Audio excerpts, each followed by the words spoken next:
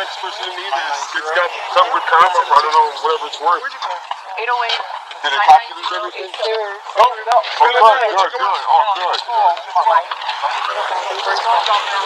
Well, it's okay right now, you know.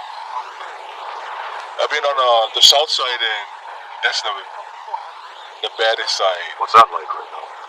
Just everything is just brown, dead. Yeah. From the air. From the air. Yeah. And the ground. Yeah. Advise nobody to go in that section anyway, unless you have a house in there, but you gotta go in with a 4-wheel drive. You know, it's all volunteer work, yeah. Yeah, but I kept this neighborhood watch thing going because I was one of the founders for it. When it first started off, it was really bad. They said there were like close to 30 people coming in here looting, and they caught maybe 1 or 2. Right now it's kind of cool down, you know. Just stay safe if you're out and about here, yeah, especially. I know everybody wants to get in here to look at the activity going on, which is normal, but just gotta be aware and alert as you go around in Leilani.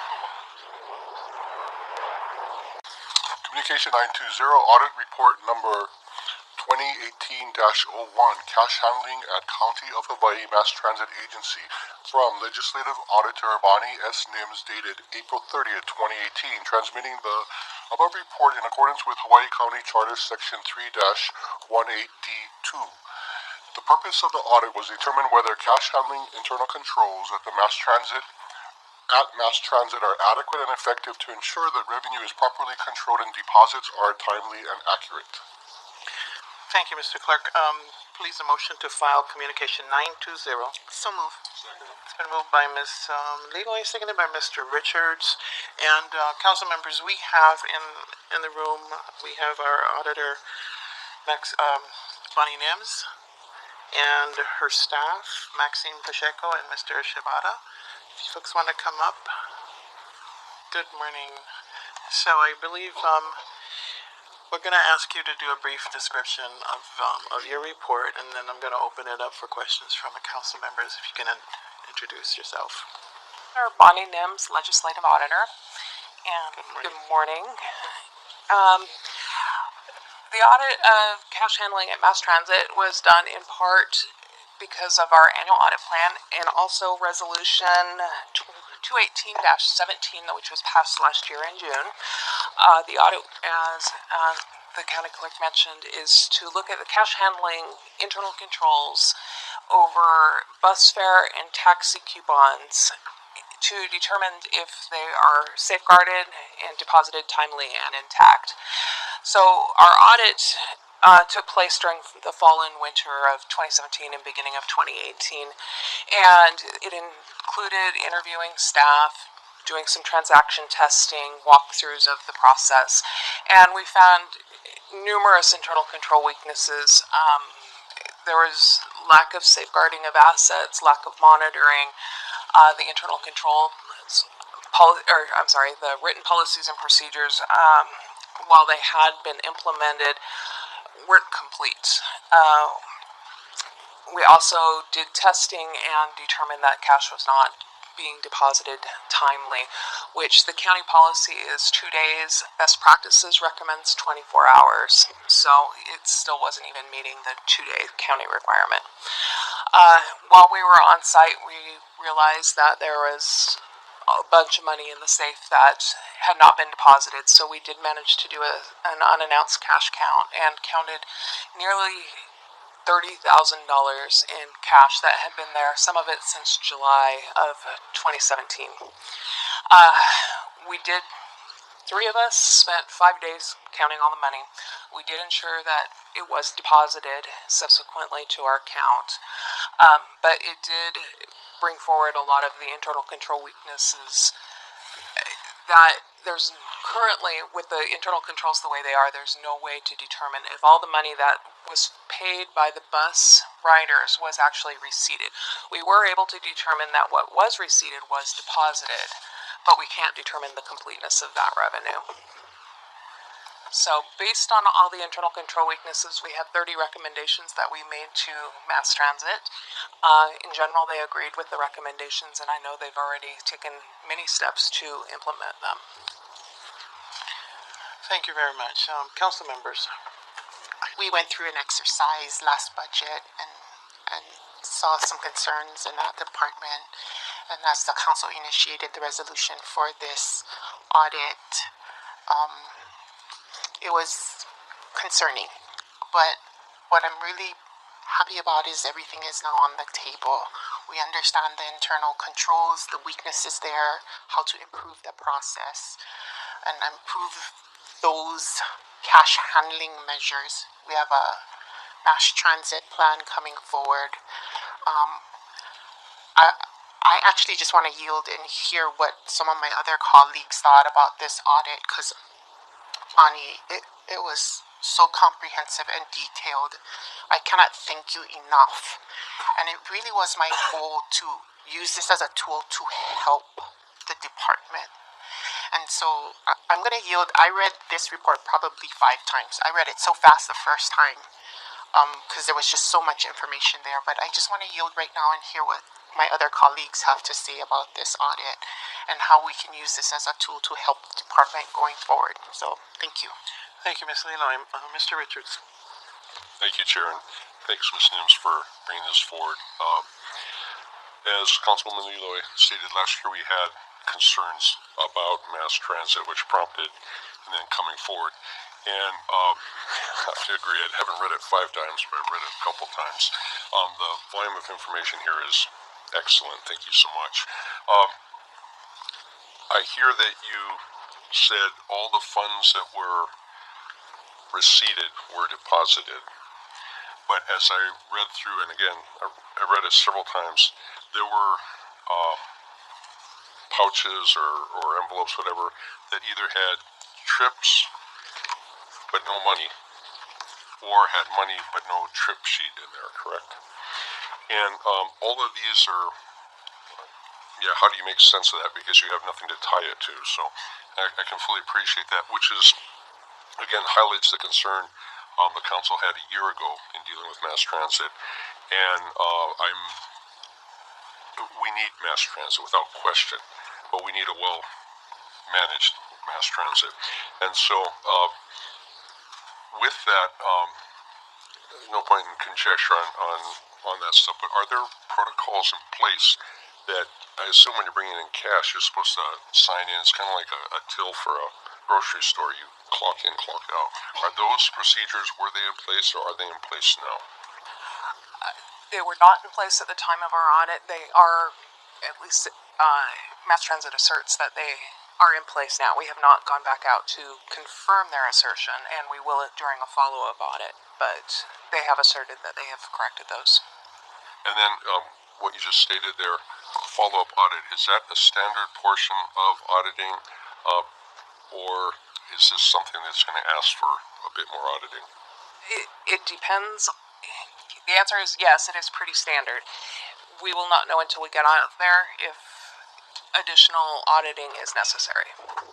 Okay, I just, again, like I stated, we do need mass transit, but the amount of funds and amount of cash is very unsettling for me. And at this point, I'm going to yield as well, because I want to hear the other council members. Thank you, Mr. Richards. Ms. Yoff, go ahead. Oh, thank you, Madam Chair. I was actually thinking along the same lines as Mr. Richards about the follow-up. I mean, it would really be helpful to know, like, what improvements have been made in a month later and 2 months later, and I don't know how we can either request that, or if you can just give us a follow-up on your own behalf, or does there need to be some kind of formal request? Because it would really help us going forward to know steps being taken to correct the suggested. As far as like a monthly follow-up, that would be pretty time-consuming for my staff. I'm happy to work with Mass Transit to find out the status, and maybe less frequently than monthly. I'm happy to submit a status report of where we're at on this. I don't know how often, but I just think what we need is to know that there is improvements being made on a regular basis to that get might to be our goal. Sorry, that might be something that Mass Transit could provide. Okay, thank you. Thank you for your work on this. I know it was time-consuming, and you did a really good job. Thank you. Thank you, Ms. Yoff. Any other council members? Yes, thank you, Ms. Nims, for this report. It's very eye-opening for everyone, including the department, and we learn best from our mistakes, as they say. So hopefully this will be a good learning experience for the department. And we do have a new personnel there, so she can't really own this particular audit since it wasn't during her tenure. But we do, it does point to some serious management issues in terms of not the cash handling, and not only that, but being able to correlate the data from our revenues with the number of rides provided, so that we have some kind of metric as to who we're providing rides to and how long those rides are, and etc. So there's a lot of work that needs to be done. I really appreciate the way you've laid out the recommendations, and one of which is training. So I hope that all of the recommendations get considered by the department as we move forward with this, because as we all know, our current bus system is far from adequate, and so we want to be able to provide for the citizens on this island. So I wish I was better prepared and had read it 5 times like Miss Leloy, but the last 2 weeks have been a little busy in my district, so I wasn't able to do that. But I am absorbing the information, and it is of concern, but I think the department will be able to use this information effectively and productively in terms of moving forward from here. Thank you. Thank you. I appreciate the detail of this audit booklet that you have here. I just have one question about one of the things in here in particular. It says that there's a net overage for, it says on page 15, a net overage of $1,682. More money was deposited than the calculated revenue for ridership. Is that just for December, or is that for the entire year? That is just for December. Okay.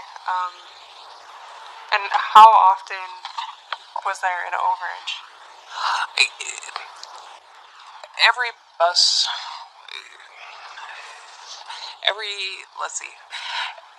every cash bag may contain several bus runs or routes. We calculate it based on cash bag and calculated out the ridership based on the tally sheets that were included with that cash. So to answer your question, it would happen on multiple cash bags. Probably the majority of cash bags did have an overage.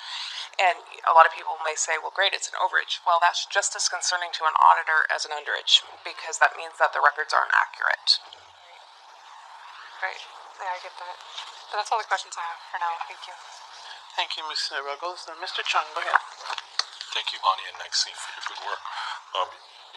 I'd like to call up our current and maybe former mass transit directors, just for their thoughts and comments, if I could. What are your thoughts after having read the audit? Press your button. Okay. Good morning. Okay.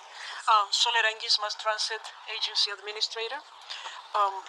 Yes, it's been an eye-opening, really looking at this document prepared by the Legislative Auditor's Office.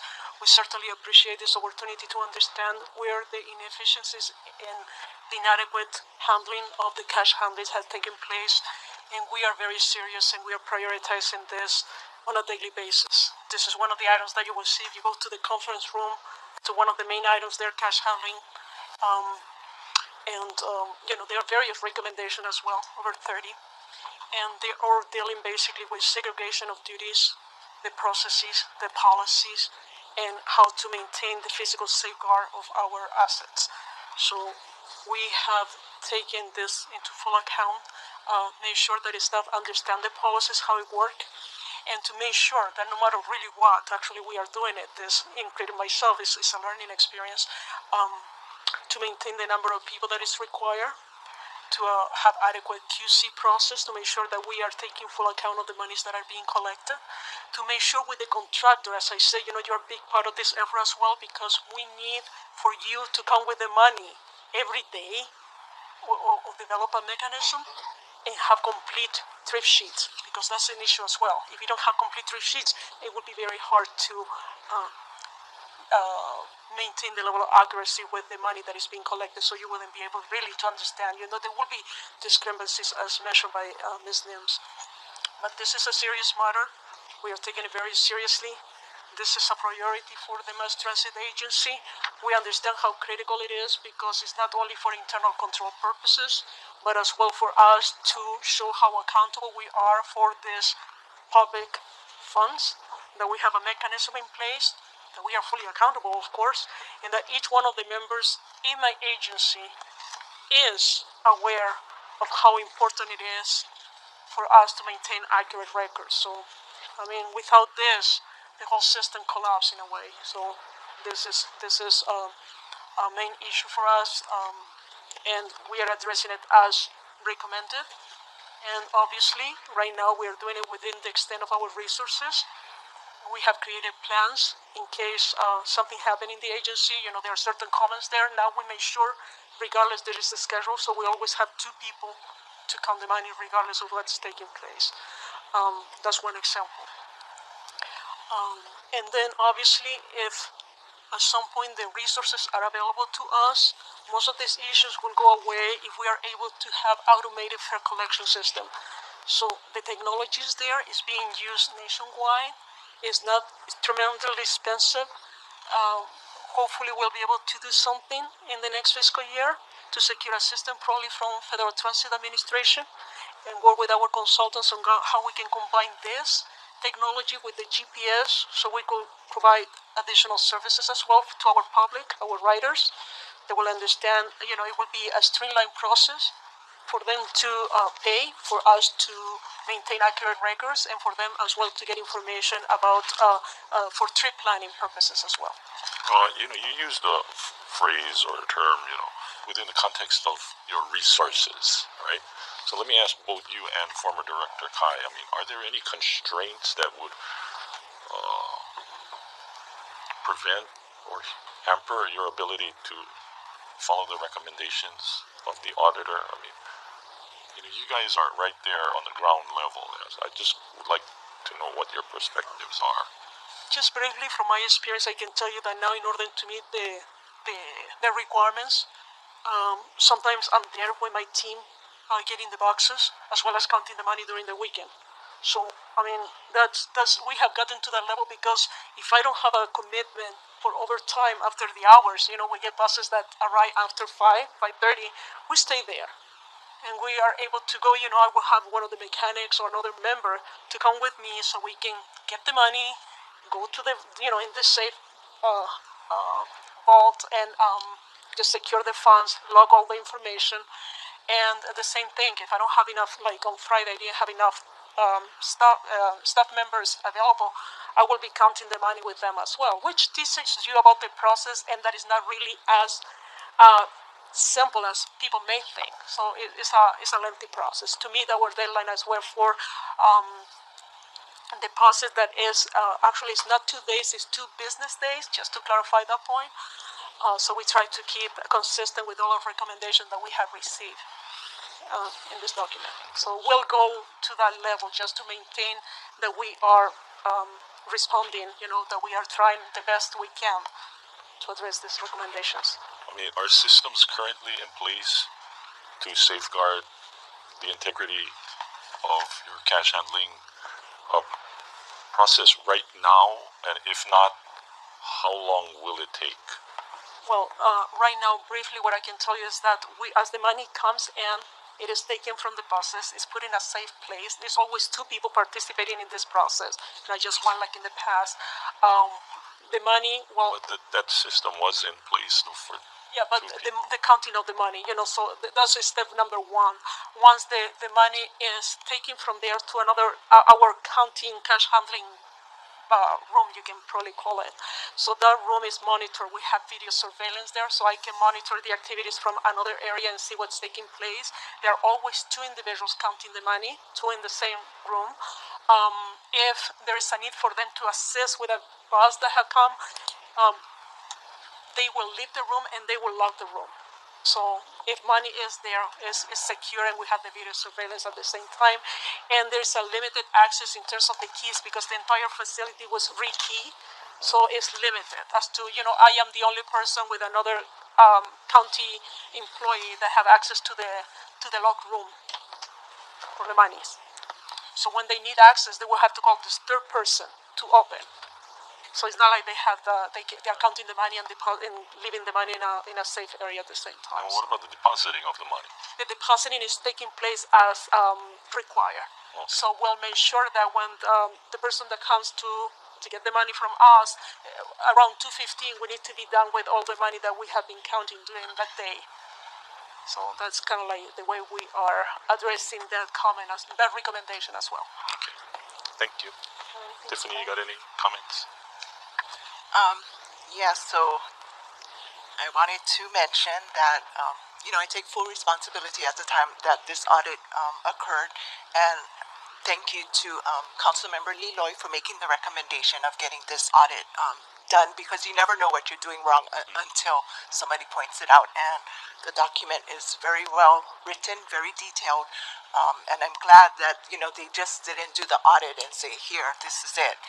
They came with a lot of good recommendations on how we can move forward to improve our cash handling procedures. And as Director Arangues had mentioned, that we have done a lot of improvements already that has taken place. One of the recommendations that the auditors had suggested was the smart cards, and I believe if we do, of course, it's, funding is always the issue, but that's one of the ways we can reduce the amount of cash we're taking in. Thank you. Thank you, Mr. Chung. Mr. Kanuha? Thank you, Ms. Leilani, for starting this process off, and mahalo Bonnie and your team for producing this. I'm glad to see that a lot of these measures are being taken care of. I didn't even know where to start with all these recommendations because there's so many. But we use audits as a good thing to make sure that we're handling things right. And this one is it's hard because you're dealing with cash. So hopefully, I just want to get the confidence from the department that these recommendations are going to be fulfilled. That's what I want to get from you guys. And it's hard because over the course of the last several months, there's been all these problems with mass transit. This is just another thing that we're having to deal with. So I not only myself, the community needs to have that confidence from you guys that these things are going to be taken care of. So I'll have to wait and see. But I did want to thank Bonnie, you guys, for putting together this thing. It's hard to see that a lot of these controls weren't happening. We should have controls in how to deal with cash handling. We should have all these controls about all this type of stuff. I know, Tiffany, you said you didn't really know, you thought you were handling it right, but certain things like just making sure that the money is secure, that's one of the first things that we need to, that for cash, it's almost,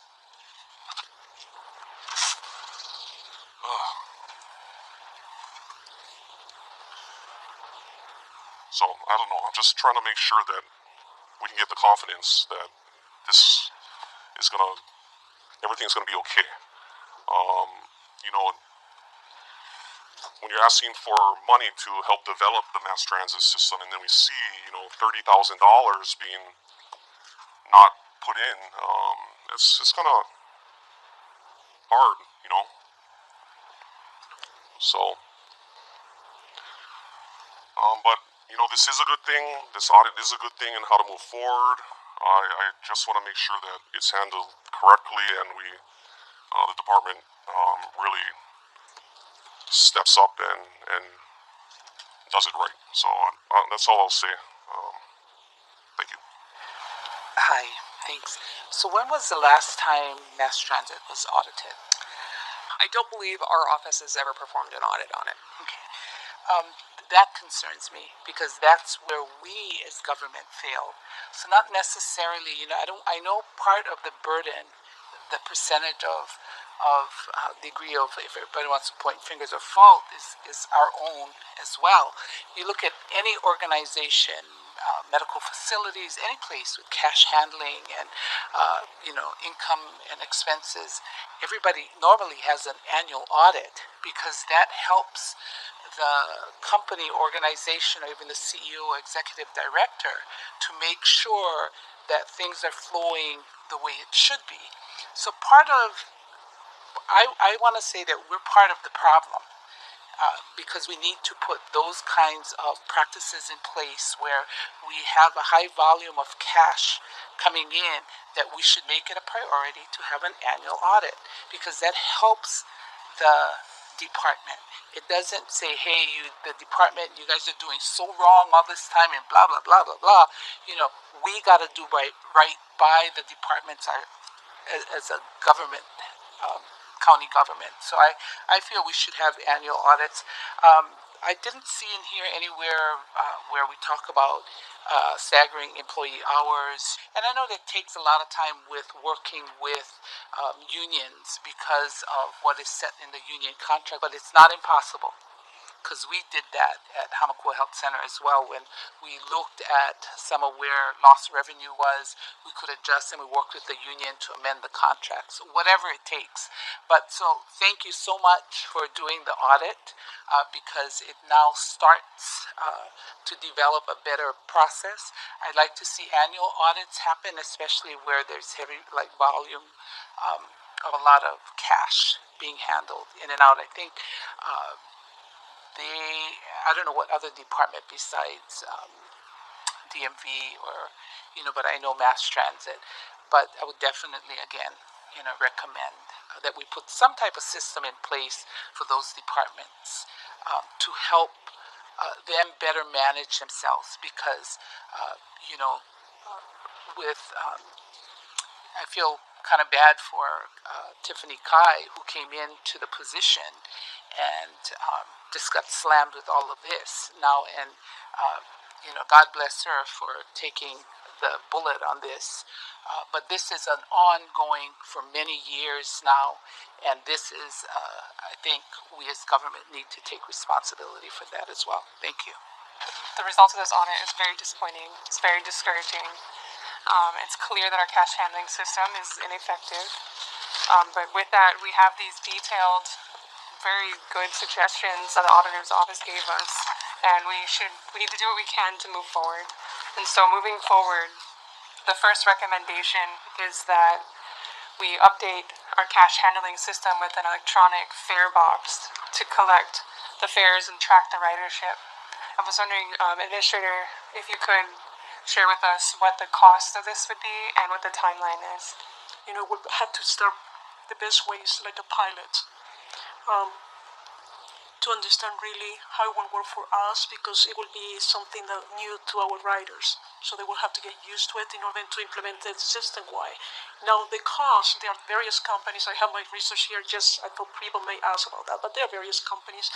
They go from the large, like Genfair, a company very well known in the transit industry, to very small systems. So it could vary for something that you go $500,000 and beyond, or it could be something that if you implement as a scalable type of approach, so that means you can grow into that and make it more complex, you can have something that probably around $150,000 to $200,000. But what I'm saying is that will give us the opportunity to see how it works. Okay, so let me just ask. I should ask this first. I'm sorry. Have you identified an electronic fare system? Yes, I have. I have looked, like I said, Gem Fair. They have various type of devices that allow you to pay various formats. You can use a card, you can use your credit card, you can use your phone, you can use your watch. It varies. Now, as the more complex the technology or the more user friendly sometimes, the more expensive it is. Okay, so I'm getting that you've explored options within a certain provider or That's company. correct. But you haven't chose which one we're going to go with yet? That's correct. Okay. Do you know what the timeline is? Does Mass Transit have a timeline in installing?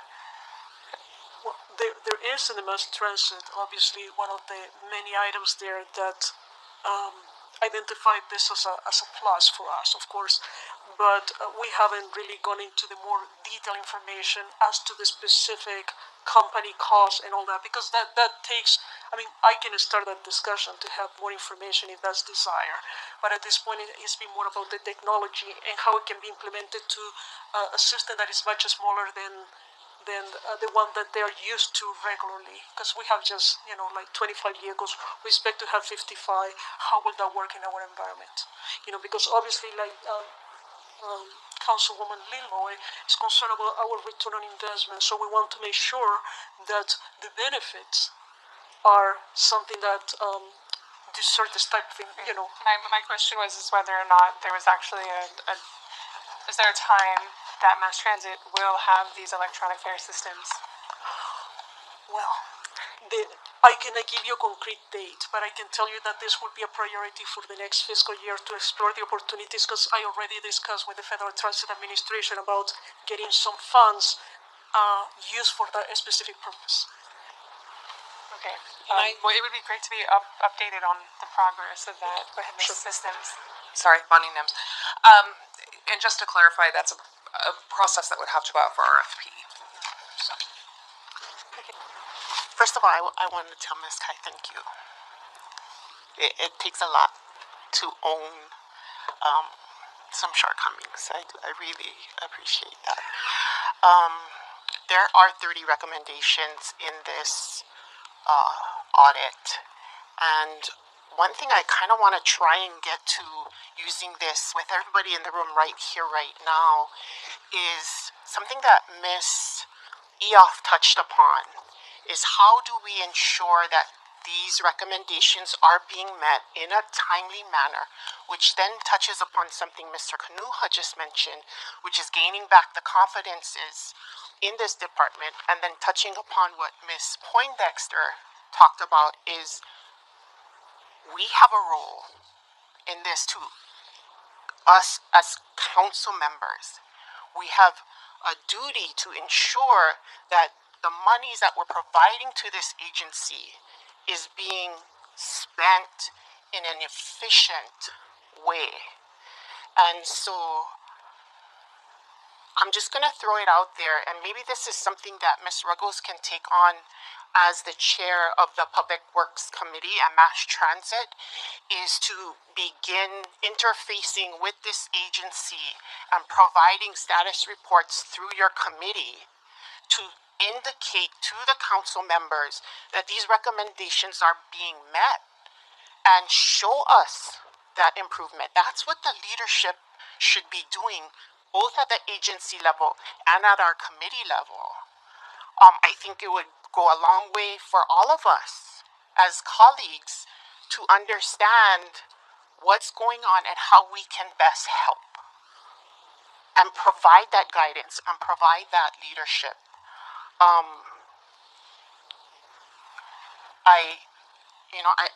I really started this process as a way to help, and the only way we could figure out how to help is to understand where our shortcomings were. That's my thoughts, Ms. Ruggles, if that's something you can consider as a committee chair for this agency, and provide that kind of maybe status reports working with Ms. Nims, but keeping this department on task to meet these 30 recommendations, I think would go a long way. Both ways. From the council to support this agency and for this agency to gain back the confidences, not only with us, but the public at large. I'm going to yield at this time. Thank you. Thank you, Ms. Leilani. Mr. Richards? Ms. Khan, I'd like to ask you a question, please.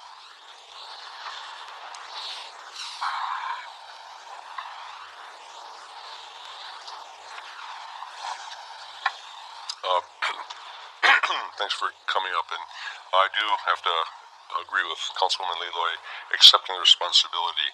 I'm deeply bothered by the cash handling, and that obviously is going for a long time.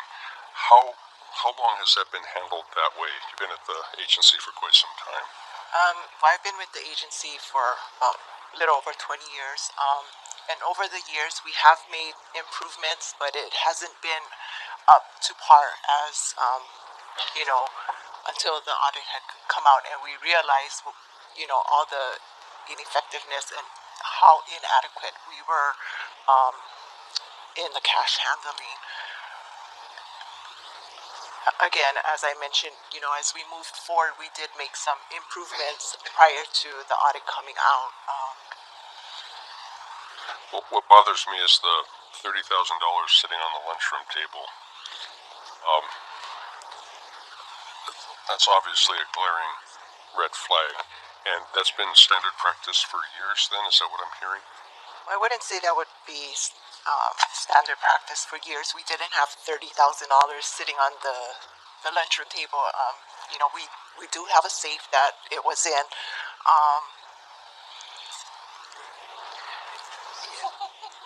I'm sorry, I can't answer your question. So I think I can help. Deanna Sucker, Director of Finance. Before everybody, one of the things is that bus fares were free for a really long time. So there's actually no cash coming in.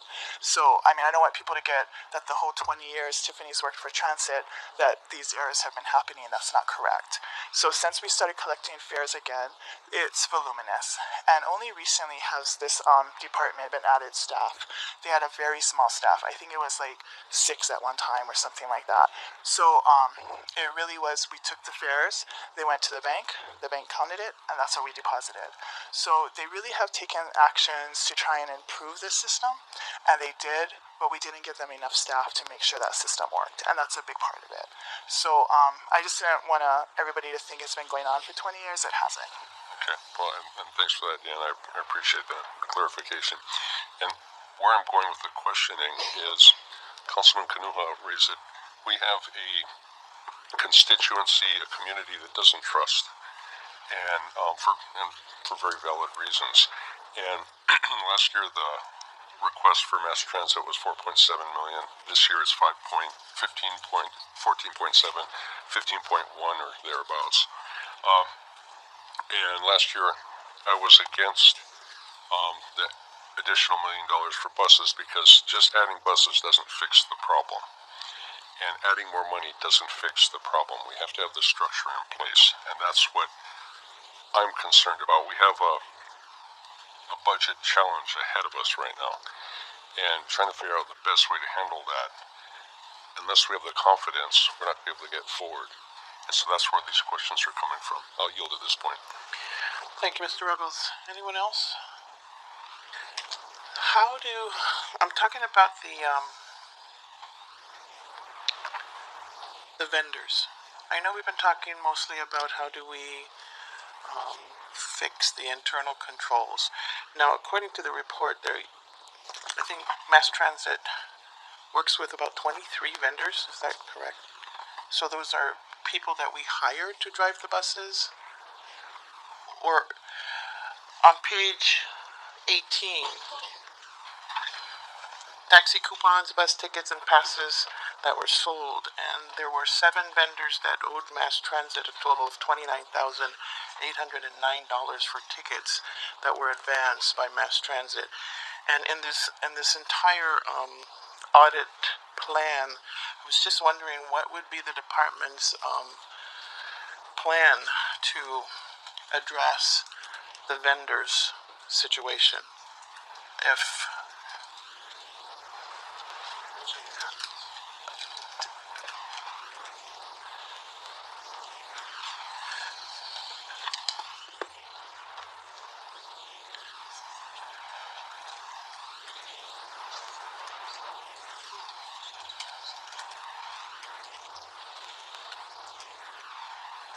they have been in discussions with Corporation Counsel to improve this system.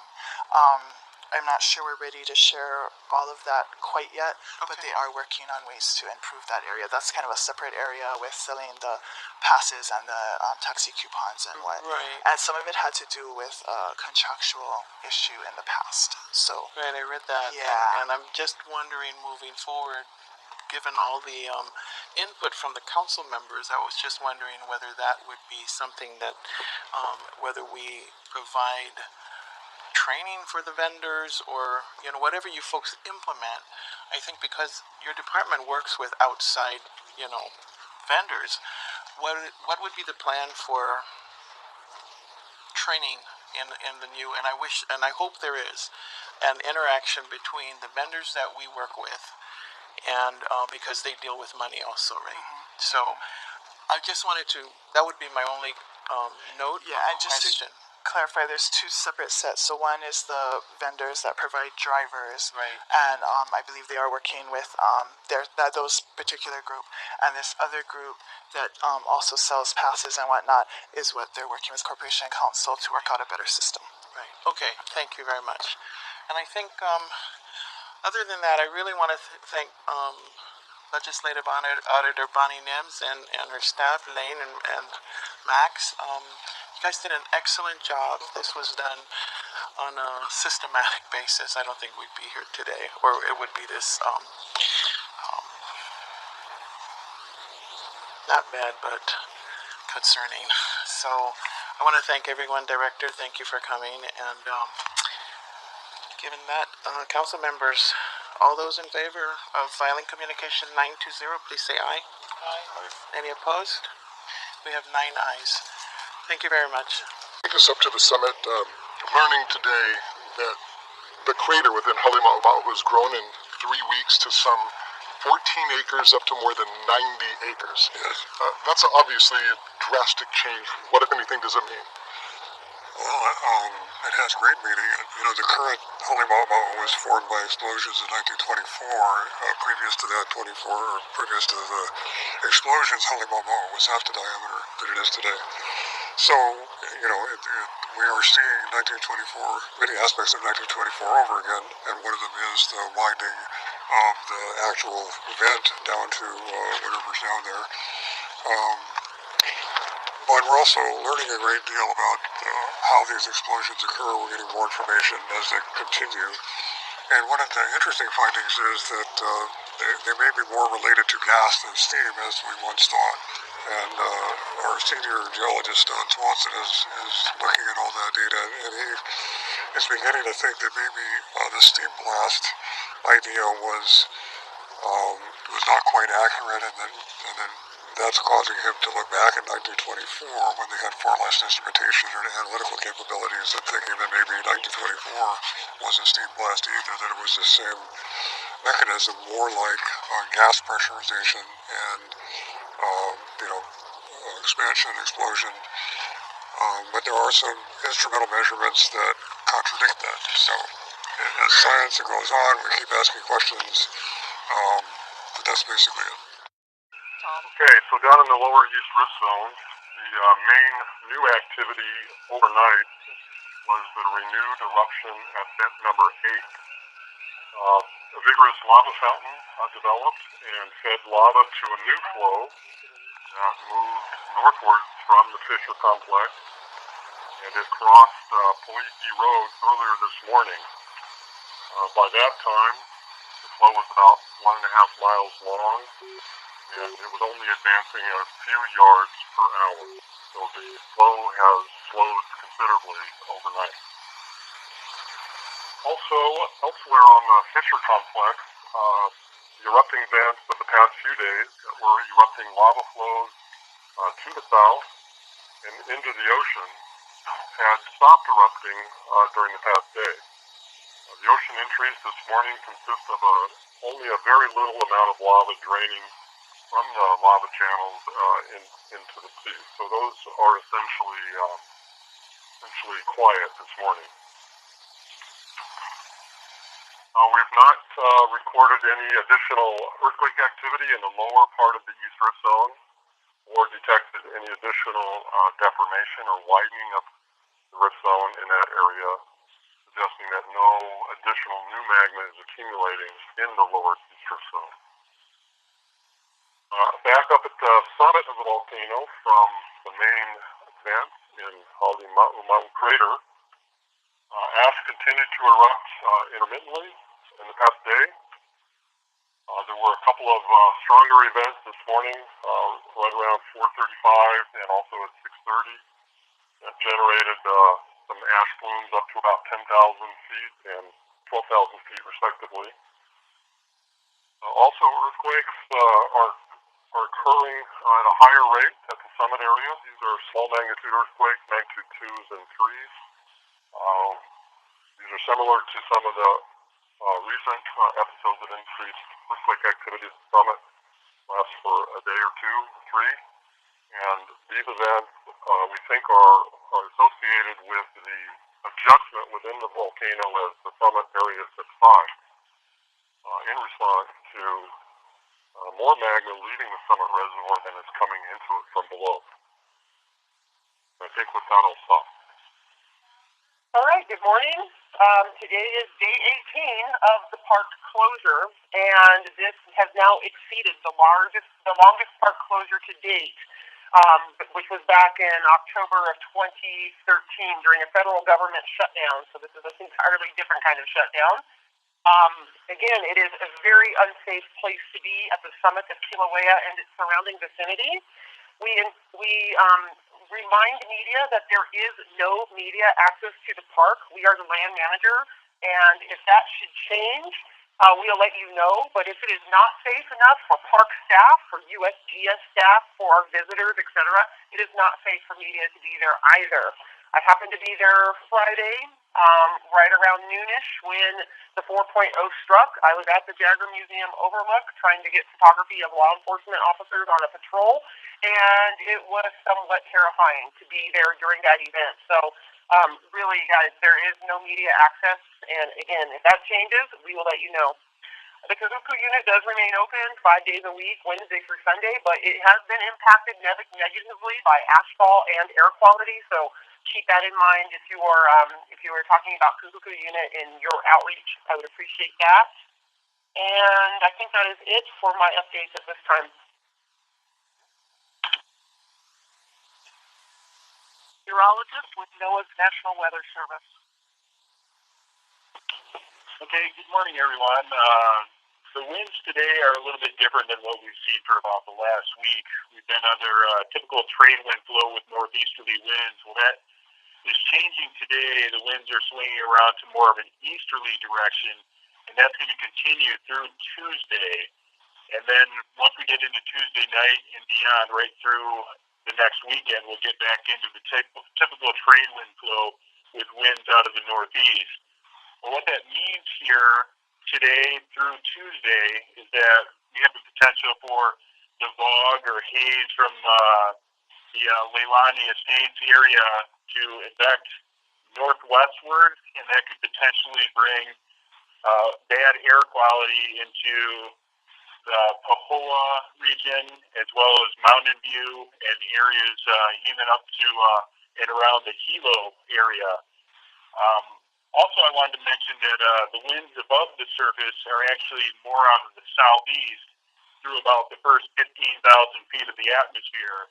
And then above that, they shift around to the south and southwest above 15,000 feet. So what that means is that there's a potential, if there's a large enough eruption at Halemaumau, that there could be some ash that could spread onto Highway 11. And one other thing I wanted to mention, too, is we're seeing some scattered showers move through the Leilani Estates area here today.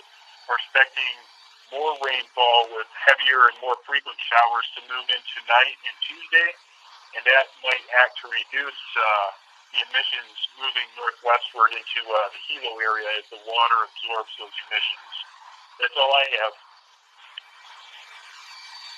Hi, Mr. Brantley. You mentioned that there have been little to no earthquakes in the lower East Rift Zone and that it's indicative of no new magma intrusion. Would that be in any way indicative of the volume of magma that's available to feed an ongoing eruption, or does that signify that perhaps this could be short-lived because there is no new magma movement in there? What's your affiliation? KWXX B97 KPUA radio. Thank you.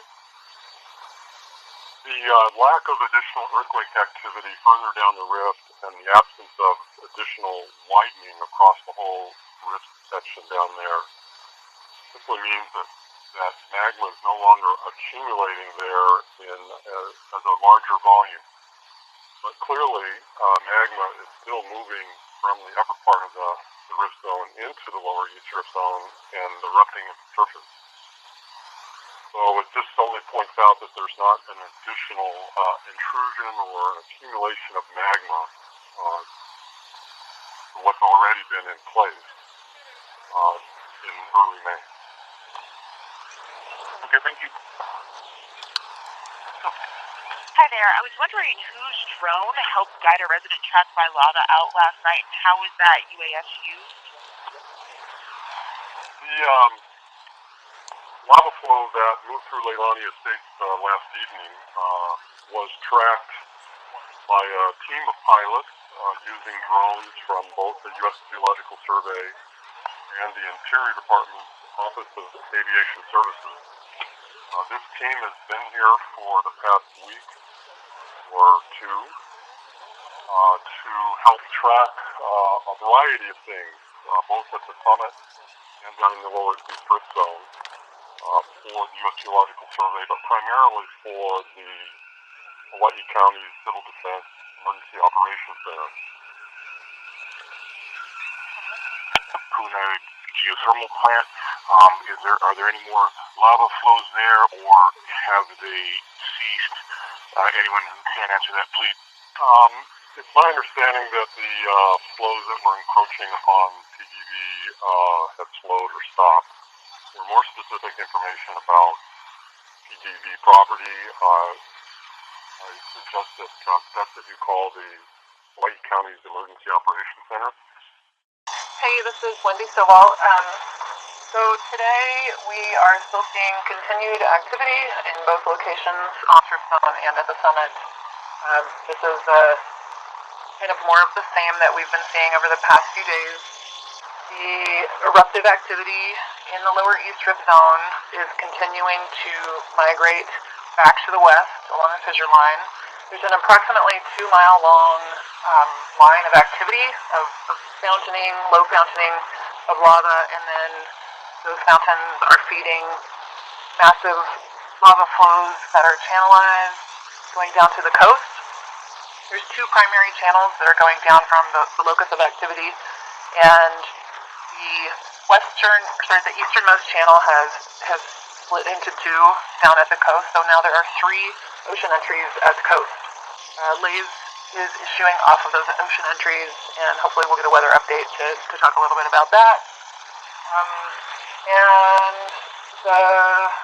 There seems to be a lot of lava being produced by Fissure 7, and that is in Leilani Estate.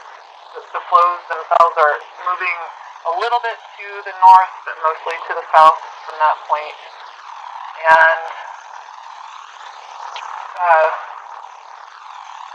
we have field crews on the ground there monitoring the progress of that. They've had a hard time getting closer to those flows because they are so voluminous.